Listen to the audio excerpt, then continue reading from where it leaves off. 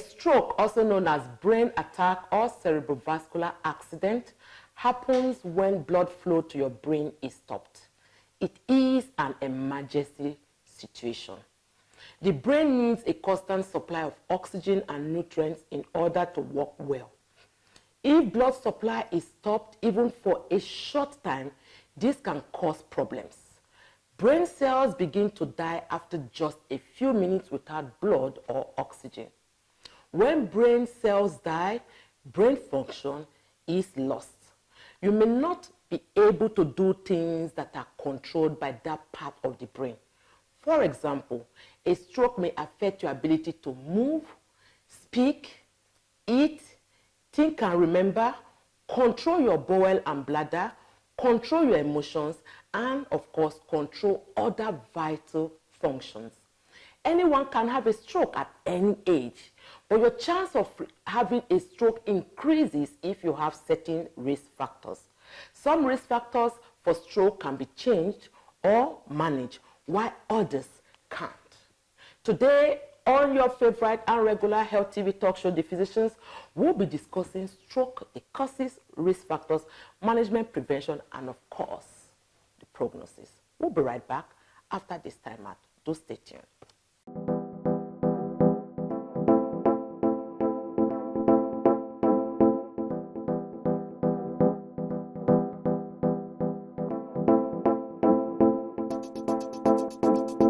It's another day on your favorite health TV talk show, The Physicians, where your health is our business.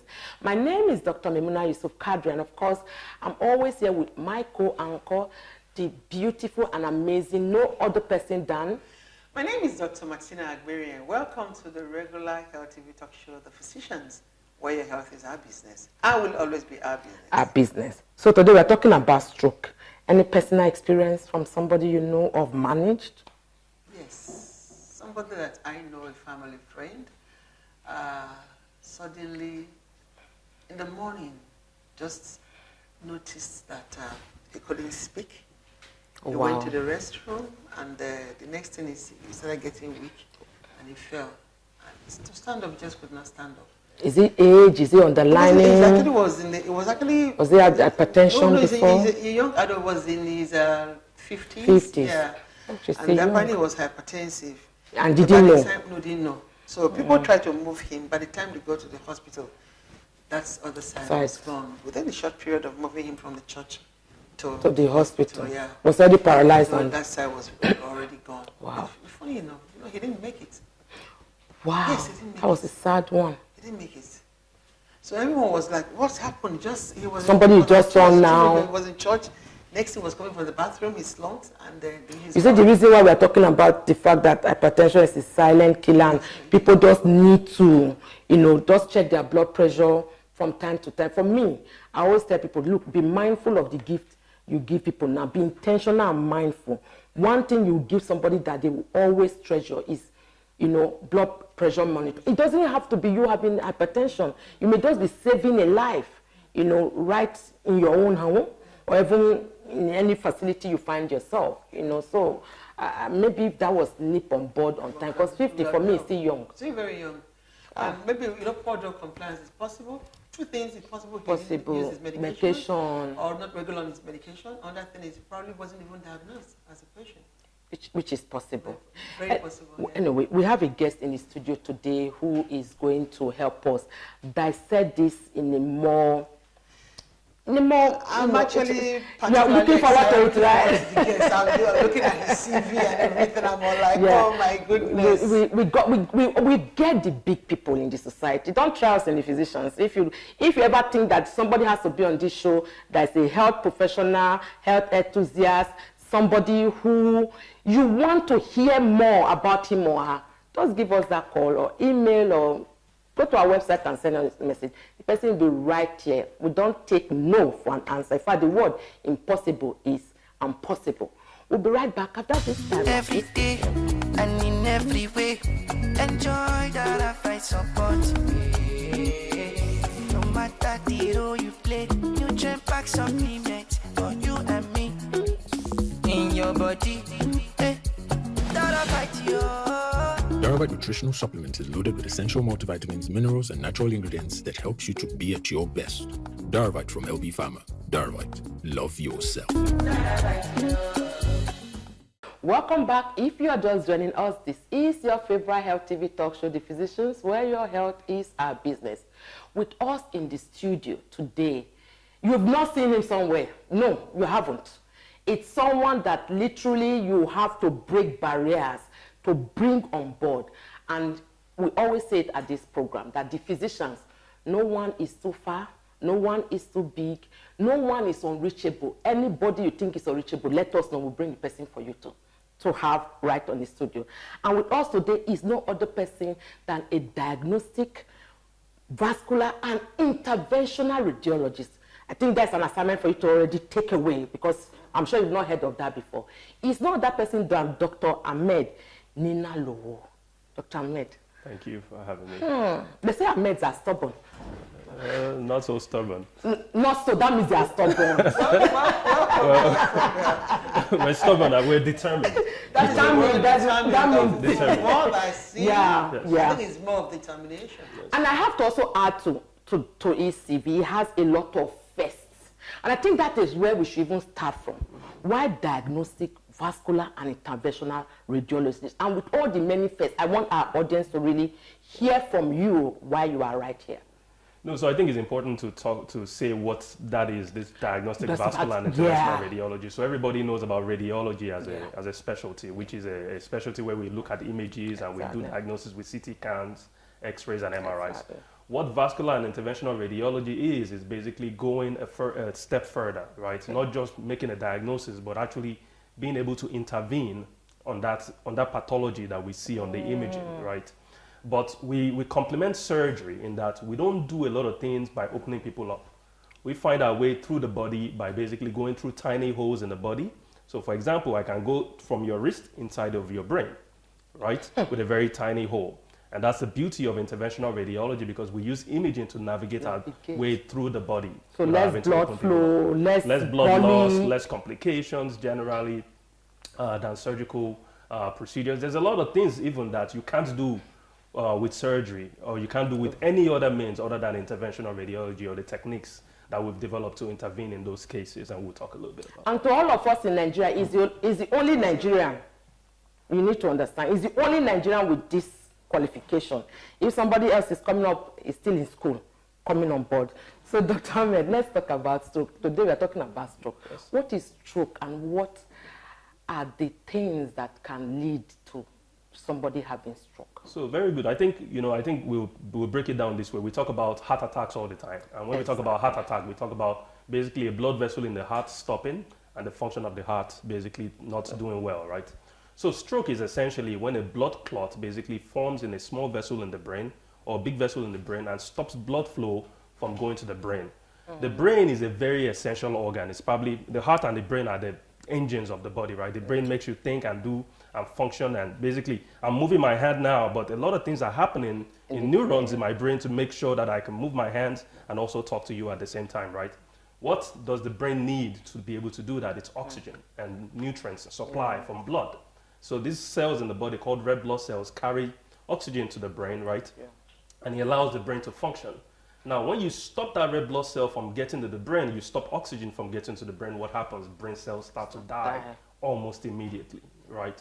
But the good news is that, the brain cells don't die all at once, right? They die very gradually over a period of time, usually hours. And the question is, what can we do? And we'll talk a little bit about that. And you also asked about the risk factors of stroke. So there are quite a few risk factors for stroke that we know. And in some people, we don't even know why they had a stroke because there are no risk factors that we can identify.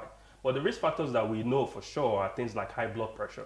We talked about high blood pressure being a silent killer. Smoking is very bad for anybody. I mean, that's probably the worst thing you can do to yourself is smoking. Diabetes is a big risk factor for stroke. If you have a heart condition, such as something called atrial fibrillation, where your heart can't beat normally, your heart is quivering, and basically blood clots could form in your heart and go to your brain. That's another risk factor for a stroke, right? So we know about all of these risk factors. Most of them are modifiable. There's also something called cholesterol, which is a substance in your body that builds up when you eat very unhealthy food. So high cholesterol is another risk factor. And all of these things are modifiable risk factors in that when we know that they exist, for example, high blood pressure, high cholesterol, smoking, we can maintain those things like stop smoking, maintain your blood pressure, decrease the cholesterol. But there are several things that we also can't do anything about because it just happens to anybody. The question is, when a stroke happens, being able to recognize it immediately and doing something about it is the most important thing sometimes. Okay, so being able to recognize when a stroke happens and doing something about it is what is important. Correct. So that takes me to the next question. Let's talk about the types of stroke that we have. What kind of types of stroke? We say stroke. There must be different types of stroke. Absolutely. So I think right now we've been talking about brain attacks, which is the ischemic stroke, which means blood flow stops going to the brain. Right? There's another type of stroke called hemorrhagic stroke, which means a blood vessel in the brain actually ruptures. Oh, wow. Right? Everything in the brain. One of the blood vessels in the brain can rupture. Right? And those are typically caused by something called a cerebral aneurysm or berry aneurysm, which is a small vessel that basically dilates abnormally in a patient and basically ruptures. Actually, when I'm done here now, my first case is going to treat a brain rupture in a patient that ruptured a few weeks ago, and that we're going to go put some coils in. And is still alive? She's still alive, yes. Okay. And so that's the interesting thing. Some people survive the first one, but you don't survive the second one. Oh, this is the second one? No, so she survived the first bleed. And normally when you bleed, we need to treat you by the next day or the second day. Exactly. So that you don't bleed again. She survived for about 3 weeks since her last bleed. Wow. Right? Cat with 9 lives. Exactly. But those patients are the ones that if you leave them for the next 3 months, they will definitely bleed again and they won't survive the next one. So it's important that you do that. We talked about the different types of stroke. Ischemic stroke, ischemic and hemorrhagic stroke. Okay. So it's good that we are breaking it down now because, like you said at the beginning, heart attack is what people kind of really talk about, but stroke is about the brain and, the blood supply and all that. So there's definitely a way they will present. Correct. So the presentation with regards to how do you see them and what do you elicit? So very good. So in addition to that presentation, right? I want you to also bear in mind some of the assumptions that people make. Like the myth. If it's a myth or it's the truth. Saying that when hemorrhagic stroke happens when you are asleep, and anyone who has anyone who has a stroke while asleep is definitely hemorrhagic, and the people don't survive it. So you probably want to also speak to that. So I think you talked about when we physicians get to see the patients. Yeah. I think what is most important is the general public when they see the patients, right? Because that's where the important part is recognizing the symptoms by the general public very fast so that you can then present to a physician for them to do something. So what kind of symptoms do we see people? So slurred speech. A person that's talking normally, like you and I are talking now, if I start talking and my words are not coming out normally, that's slurred speech. That's a sign of stroke. If a person has weakness in one arm or the leg, that's a sign of stroke, right? Visual impairment, when you can see normally and all of a sudden you are having trouble seeing, that's a sign of stroke. A severe headache that comes on, like a thunderclap headache, these people will typically say this is the worst headache of my life, right? Those are usually brain aneurysms that have ruptured, where blood basically just pours into the brain. And you have this severe headache. And those people will have this thunderclap headache and then they would basically go unconscious in most cases. So most importantly, when you have these signs of stroke, especially ischemic stroke, slurred speech, weakness in one arm or the leg, visual impairment, if you recognize those symptoms very early, you need to get that person to the hospital as soon as possible because there are things that can be done to reverse the effect of that blood vessel being blocked in a very short period of time to then regain brain function if possible. Interesting. Really this is just like how, because, and the good thing now I want to quickly ask is that must the 4 of them occur together or it may just be like 1 or 2? Absolutely, because every part of the brain controls a different type of thing, right? So a part of the brain controls your leg moving, part of the brain controls your arm moving. So it depends on what part of the brain the blood vessel is blocked in, basically it's for you to then elicit those symptoms. So basically if you have just arm weakness, that's a sign of stroke. If you have slurred speech, you don't have to have everything, but sometimes things can occur together. Okay, so I want to ask something because you talked about the different types of stroke, ischemic stroke and hemorrhagic stroke. Whether it's a myth, you also need to debunk this because some people believe that if it's the one that happens while you're asleep, Some people say it happens when people say, so if it happens when you're asleep and there is a hemorrhagic, the person doesn't survive it. So anybody who sleeps and does not survive a stroke is probably a hemorrhagic stroke. How true is that? That is not true, because you could have either a ischemic stroke or a hemorrhagic stroke while you're sleeping. And, we always call something wake-up stroke, right? And we use the term wake-up stroke in medicine because we don't know the time the stroke happens. So, for example, as I'm talking to you now, if I have a stroke, you can tell my doctor when we get to the hospital that he was talking to me at 12 o'clock and he's had a stroke, right? That time I started by the doctor, because there's a number of hours, about 4.5 hours, that doctor can do something to me to basically reverse that stroke. If those 4.5 hours expire, then they can't do anything. However, if you have a wake-up stroke, meaning you wake up at 8 a.m. or they wake you up at 8 a.m. and then you can't move one arm or leg, we don't know if it's from 8 p.m. when you went to bed to 8 a.m., right? So we don't know where the stroke happened. That becomes a problem for us in medicine. But there's still things that can be done. We treated a patient with a wake-up stroke recently that did very well, because we could do imaging very fast. We can do imaging techniques that something called cerebral perfusion, where we can look at the brain and see this part is dead already. This part still has something called the penumbra, which is a part of the brain that is at risk but is not dead yet. And can we still do something to reverse that? We've nailed down what presentation is all about, the symptoms. So now, audience like, this man has been saying plenty things. Okay, how do we then make a diagnosis and manage it? So very good. So when a patient gets to the hospital, the first thing, and we treat stroke like the biggest emergency, strokes and heart attacks, right? Because we know time is of the essence. So we have a pathway, for example, which is why it's important also to go to hospitals that are stroke centers, right? Because people have to understand that you've come with a stroke and you have to be priority, meaning the hospital has to have a CT scan. Immediately they need it, it can be deployed. It can be done, right? Not that they are sending you to a diagnostic center somewhere. There has to be a hospital with a CT scan there so that they can do a CT scan immediately when you get there. And that CT scan is so important for a few reasons. One, we want to know if we can see the stroke on the CT scan already. In most people, when we can see the stroke on the CT scan already, it means it might be too late to do something. Oh, wow. But most importantly, we also want to know if there's blood, if there's bleeding in the brain, right? Because the decision making for us when you get to the hospital is to know if you qualify for two therapies. One, thrombolytic therapy. And what does that mean? Thrombolytic is a big word.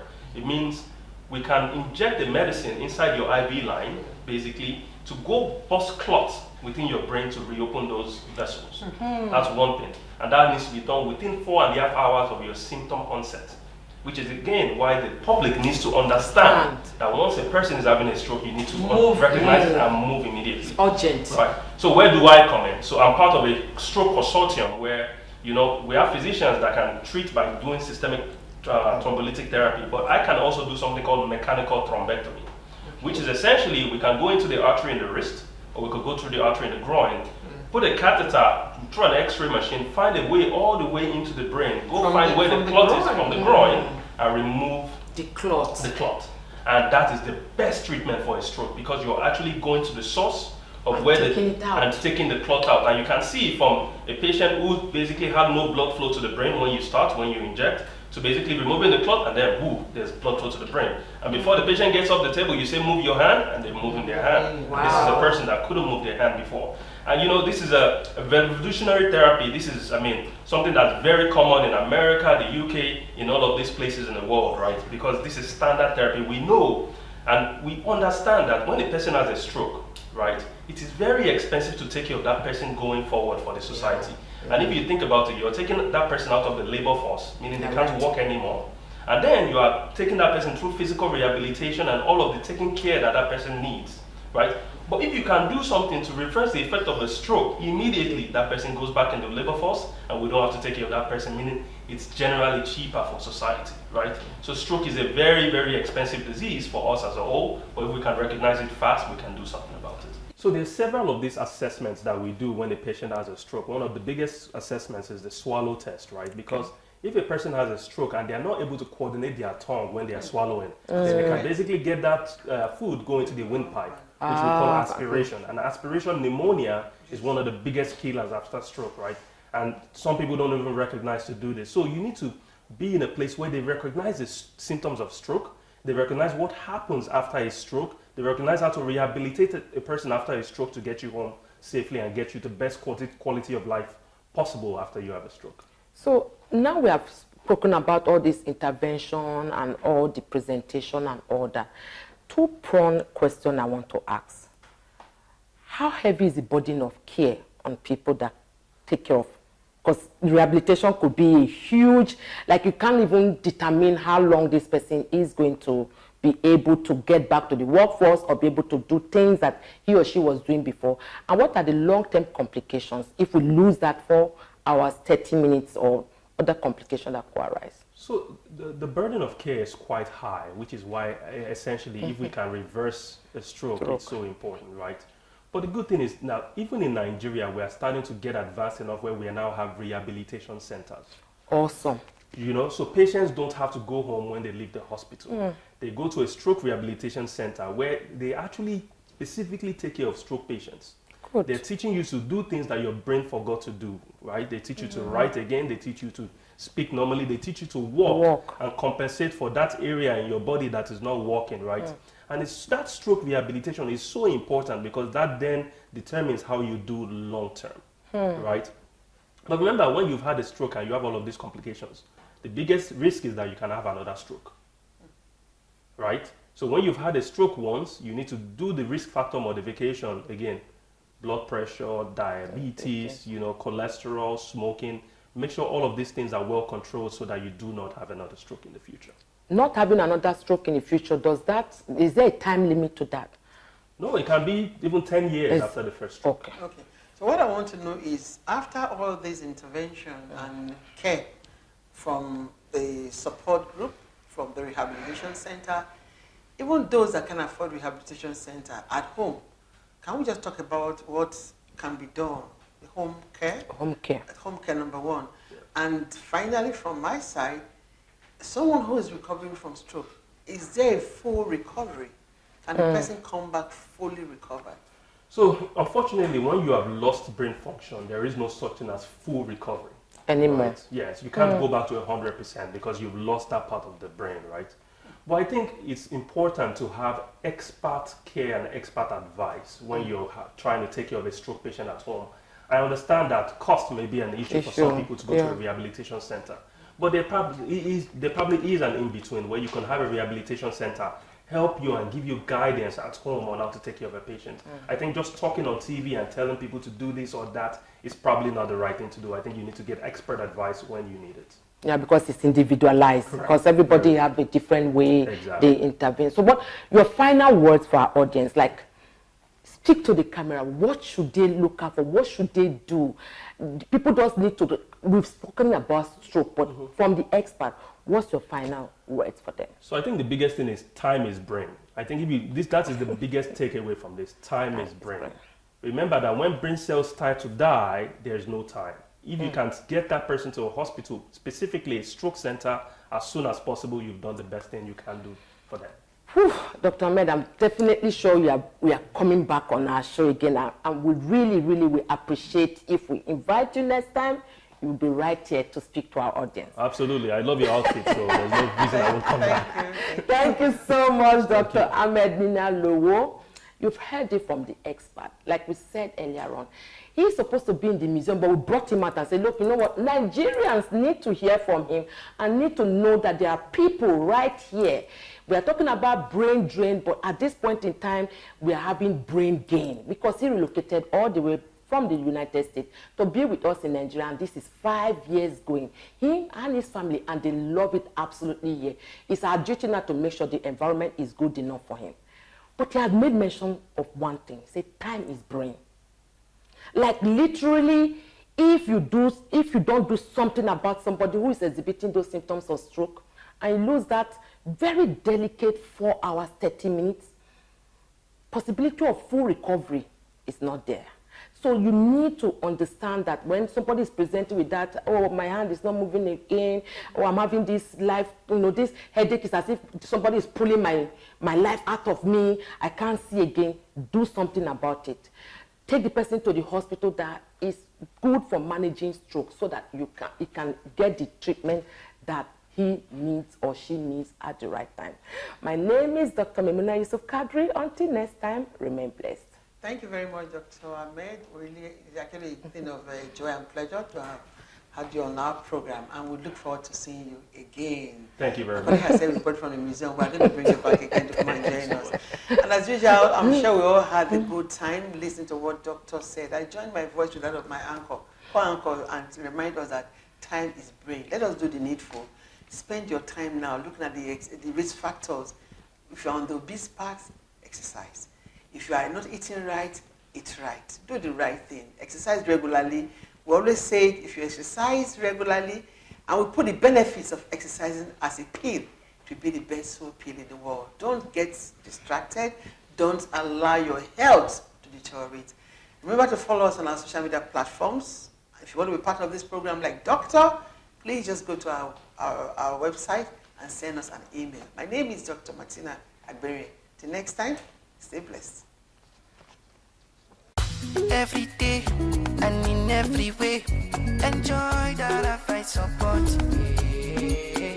No matter the role you play, nutrient pack supplement for you and me. In your body, that I fight you. Daravite nutritional supplement is loaded with essential multivitamins, minerals, and natural ingredients that helps you to be at your best. Daravite from LB Pharma. Daravite, love yourself.